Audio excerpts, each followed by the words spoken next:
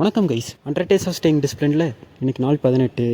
வழக்கம் போல் தான் காலையில் 6:30 மணிக்கு எழுந்திரிச்சிட்டேன். எந்திரிச்சோன்னே டீயை போட்டு நான் மொட்டை மாடி ஜிம் ஏறிட்டேன். இன்றைக்கி நம்மளுக்கு புஷ் டே.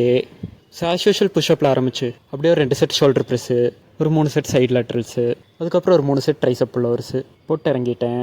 அதுக்கப்புறம் பல்ல விளக்கிற குளிக்கிற வேலையெல்லாம் முடிச்சுட்டு காலையில் சாப்பாட்டுக்கு என்னென்னா தோசையும் சுண்டல் குழம்பும். இந்த சுண்டலில் இருக்கிற கொஞ்சம் ப்ரோட்டீன் மொத்தமாக ட்ரைசப்ஸ்க்கே போயிடணும்னு வேண்டிட்டு இறக்கிட்டேன். அதுக்கப்புறம் இன்னொரு டீயை போட்டு அப்படியே காலேஜுக்கும் கிளம்பியாச்சு. அப்புறம் என்ன, காலேஜ் போய் ஆஸ் யூஷுவல் லீட் கோடு தான். அரேஸில் 2 சம்மு, ஸ்ட்ரிங்ஸில் 2 சம்முன்னு உட்காந்து போட்டுருந்தேன்.